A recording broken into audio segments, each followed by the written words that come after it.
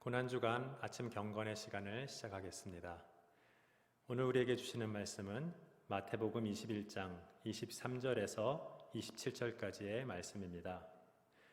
예수께서 성전에 들어가 가르치실새 대제사장들과 백성의 장로들이 나와 이르되 내가 무슨 권위로 이런 일을 하느냐? 또 누가 이 권위를 주었느냐?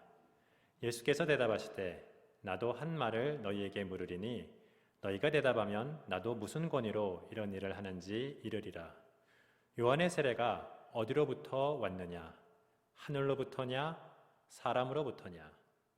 그들이 서로 의논하여 이르되 만일 하늘로부터라 하면 어찌하여 그를 믿지 아니하였느냐 할 것이요 만일 사람으로부터라 하면 모든 사람이 요한을 선지자로 여기니 백성이 무섭다 하여 예수께 대답하여 이르되 우리가 알지 못하노라 하니 예수께서 이르시되 나도 무슨 권위로 이런 일을 하는지 너희에게 이르지 아니하리라. 아멘. 오늘 본문 마태복음 21장 앞부분에 보면 예수님은 어린 나귀를 타고 예루살렘에 입성하십니다. 예루살렘 사람들은 겉옷과 나무가지를 길에 펴고 호산나를 외치며 예수님을 자신들을 구원할 메시아로 믿고 환영합니다. 이 기세를 몰아 예수님은 예루살렘 성전에 들어가셔서 성전 안에서 매매하는 모든 사람들을 내어 쫓으시며 돈 바꾸는 사람들의 상과 비둘기 파는 사람들의 의자를 둘러 엎으십니다. 그리고 내 집은 기도하는 집이라 일컬음을 받으리라 하였거늘 너희는 강도의 소굴을 만드는도다 하시며 성전을 자신들의 유익을 위해서 세속적으로 운영하는 대제사장들과 장로들의 권위에 도전하십니다. 이 당시 대제사장과 장로들은 사두개인이라고 불리우는 유대인의 정치 집단으로서 로마를 등에 업고 식민치하의 유대 백성을 다스리는 그런 종류의 사람들이었습니다. 성경을 공부하고 율법을 가르치고 지키는 비교적 순수한 종교 집단인 바리새인들과는 달리 권력을 추구하고 이권을 챙기는 정치적이고 아주 세속적인 그런 사람들이었습니다. 이들은 성전에서 환전하는 것을 통하여 상당한 이득을 취하였는데 예수님이 그 일을 비난하며 중단시키자 아주 큰 불만을 갖게 되었습니다. 잘못하면 자기들의 그 성전 비즈니스는 물론 유대 식민 사회에 대한 각종 통치권과 기득권을 잃을 수 있기 때문에 예수님을 제거하려고 하였습니다. 그러나 대다수의 백성들이 예수님을 하나님이 보내신 선지자나 메시아라고 믿고 있었기에 함부로 해하지는 못하고 기회를 엿보고 있었습니다. 그러다가 백성들이 좀 잠잠해지자 예수님이 성전에서 가르치실 때 나와서 이제 따지기 시작합니다. 내가 무슨 권위로 이런 일을 하느냐? 또 누가 이 권위를 주었느냐? 그 당시 장군의 명령을 수행하는 부하는 그 장군의 권위로 그 일을 행합니다. 장군의 권위를 누릴 수 있는 더 높은 사람의 권위를 가지고 있지 않으면 그 장군의 부하의 행동은 막을 수 없습니다.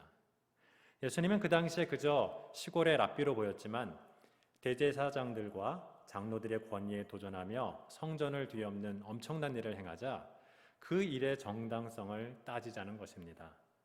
너에게 과연 우리보다 더 큰 권위가 있느냐라는 것이죠. 사실 대제사장들과 장로들은 로마 식민 정부와 타협해서 유대 백성들이 문제를 안 일으키고 세금을 잘 내도록 다스리는 조건으로 유대교와 성전 제사를 인정받고 여러 가지 이권을 챙긴 사람들이었습니다. 따지자면 그들의 권위는 로마의 식민 정부로부터 말미암는 것이었죠. 따라서 예수님이 어떤 사람의 권위나 세상의 어떤 권위로 이런 일을 한다고 말하면 자신들이 등에 업은 로마 식민 정부나 그 뒤에 있는 로마 황제의 권위로 이를 누를 자신이 있었던 것입니다. 반대로 예수님이 하나님의 아들이고 하나님으로부터 권위를 받아 이런 일을 한다라고 하면 신성모독이다라고 하면서 예수님을 유대교 종교 재판에 회부할 수 있었던 것입니다. 그래서 어떻게 대답하든 예수님을 몰아낼 준비를 하고 무슨 권위로 이런 일을 하느냐 하고 아주 교모하게 따지고 물었던 것입니다. 이 악한 계획을 아시는 예수님은 직접적인 답변을 피하시고 그 당시 유대인들이 논쟁에서 자주 사용하던 수사학적인 방법을 사용하십니다. 그 당시 수사학에서는 어떤 질문을 받으면 그와 관련된 반문을 할 수 있었습니다. 만일 상대방이 그 반문에 답변을 못하면 어떤 토론의 원칙상 상대방이 했던 그 최초의 질문에도 대답할 의무가 없어지게 됩니다. 이에 예수님은 나도 한 말을 너희에게 물으리니 너희가 대답하면 나도 무슨 권위로 이런 일을 하는지 이르리라 하십니다. 그리고 물으시죠. 요한의 세례가 어디로부터 왔느냐? 하늘로부터냐? 사람으로부터냐? 하고 물으시는 것입니다.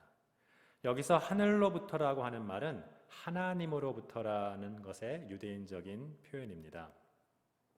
이 반문에 나오는 세례 요한은 예수님을 하나님의 어린 양이요 하나님의 아들이라고 증거한 사람입니다.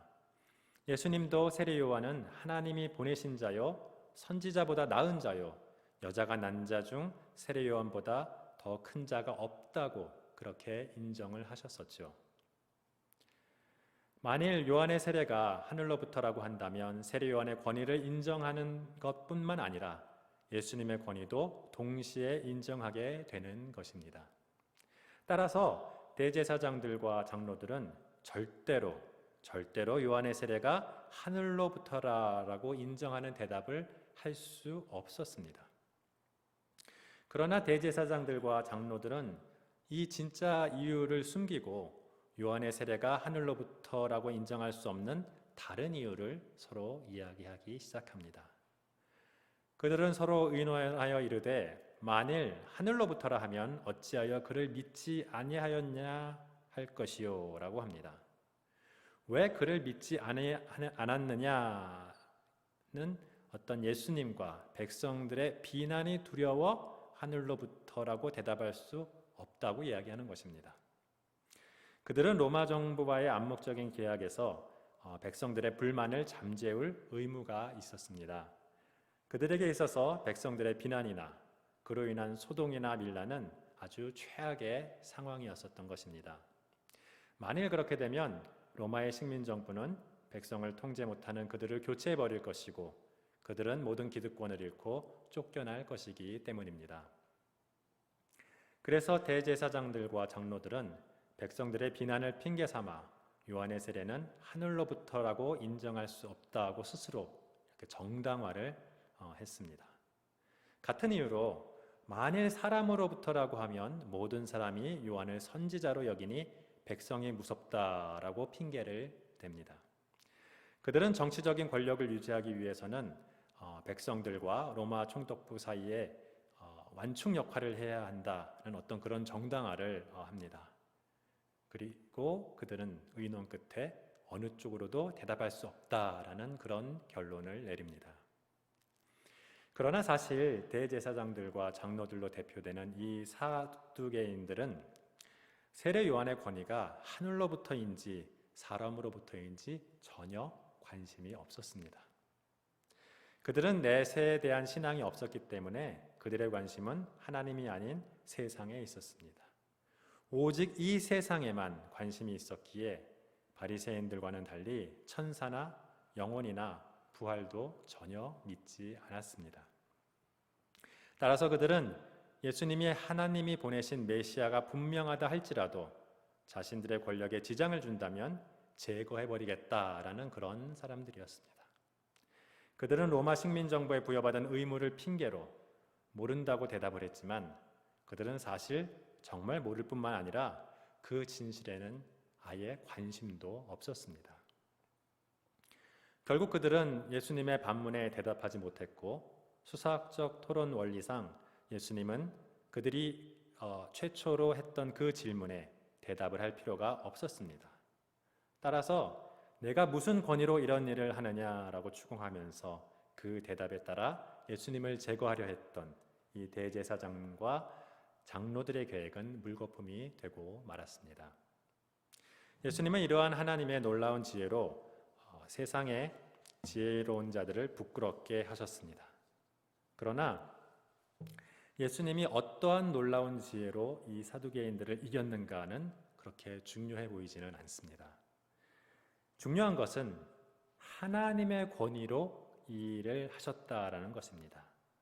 성전을 정화시킨 것을 비롯한 예수님의 이 모든 사역은 하나님의 권위로 하였다는 것을 이 본문을 통해서 우리는 분명히 알 수가 있는 것입니다. 예수님은 무슨 권위로 이런 일을 하는지 너희에게 이르지 아니하리라 하셨지만 이것을 읽는 오고 가는 세월 속에 모든 성경 독자들은 예수님이 하나님으로부터 온 권위로 이 모든 사역을 하셨다는 것을 확신할 수 있게 되었습니다. 오늘날 우리들은 대부분 권위에 대하여 부정적인 시각을 가지고 있습니다. 많은 사람들이 권위주의를 가지고 자신의 권위에 도전받기를 싫어하며 자신의 기득권을 지키려 하기 때문이라고 생각이 됩니다. 대제사장과 장로들도 원래 백성을 섬기라고 율법과 유대 사회로부터 권위를 부여받았었던 자들입니다. 그러나 그들이 세상과 타협하며 자신들의 사욕을 추구하자 그 권위는 오늘과 같이 예수님으로 말미암아 위협을 받게 되었습니다. 이처럼 그 권위를 주신 분도 하나님이시지만 다시 취하시는 분도 하나님이십니다. 권위를 잃은 그들은 이방인인 로마의 눈치를 보며 진리와는 전혀 상관없는 답변으로 자신들의 위치를 지키기에 급급한 아주 초라한 사람들이 되어버렸습니다. 그리고 이들은 예수님을 십자가에 못 박으며 이들이 예수님을 십자가에 못 박으며 지키던 그 유대 사회는 불과 수십 년 후에 모두 깨끗이 멸망하고 말았던 것입니다. 권위는 원래 근본적으로 하나님으로부터 온 것이므로 큰 문제가 있지 않는 한 그 권위를 인정하는 것은 바람직합니다. 그러나 그 권위가 하나님의 뜻에 반하여 남용되는 상황이라면 예수님처럼 성정을 뒤엎을 그런 저항도 필요하다고 생각이 됩니다.